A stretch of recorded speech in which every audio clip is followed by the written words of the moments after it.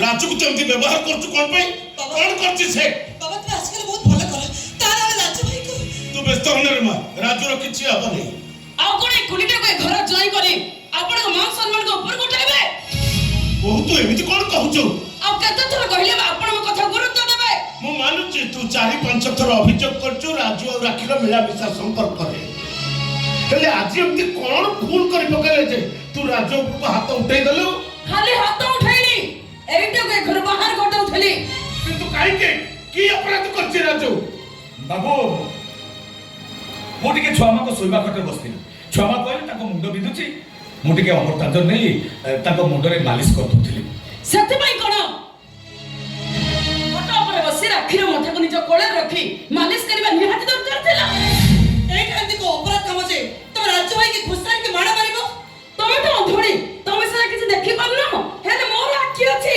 मु देखि पारथली तम असंत तो देहर को स्थान को राजू स्पर्श करथला बिछो निहाती बिछो कथा मु देखि न पारिले भी अन्य कहार अभूत स्पर्श को मु अनुभव करि पाइबिनी राखी तमे कोली के विश्वास करी मते अविश्वास करछ आपण ते कोरा को सुझावा को दे मो पर दाउ संत के मु किछ भी कहि पारिबिनी हेले मैं एते के कहबी छुआमा को संपर्क भाई भोले संपर्क हम मिसिमा को अंक शून्य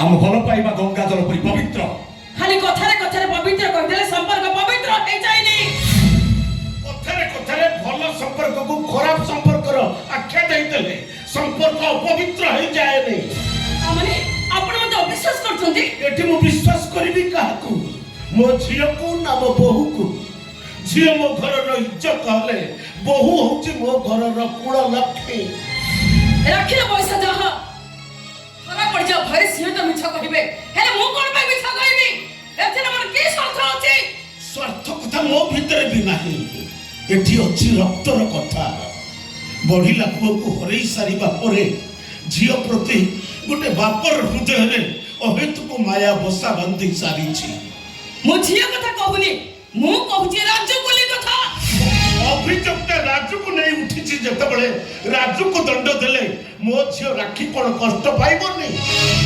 ତାହେଲେ ଆପଣ ଗୋଟେ କାମ କରନ୍ତୁ, ଆପଣଙ୍କ ଅଲିଅଳି ଝିଅ ସହ ଏଇ ଇତର କୁଲଟା ଘରେ ରଖି ନାଟ ପାଲା କରନ୍ତୁ। ଅଭିଜାତର ସଫା ଚାଦର ତଳେ ସେମାନଙ୍କ ଘୋଳାଚଲକୁ ଘୋଡ଼ାଇ ଦିଅନ୍ତୁ। ହେଲେ ମୁଁ ଏସବୁ ବରଦାସ୍ତ କରିପାରିବିନି। ମୁଁ ବି କୋଉଠୁ ଉଠି ଆସିନି।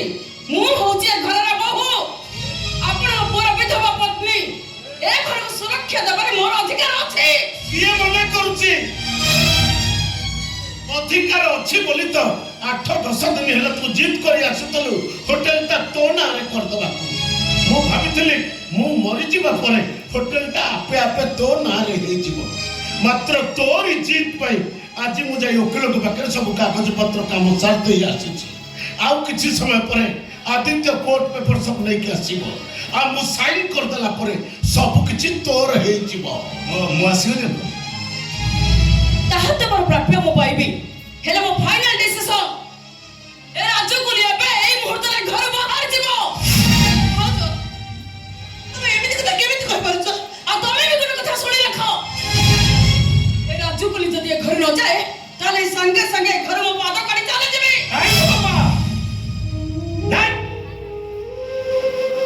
ଆପଣ କାହିଁକି ଘର ଛାଡ଼ି ଚାଲିଯିବେ?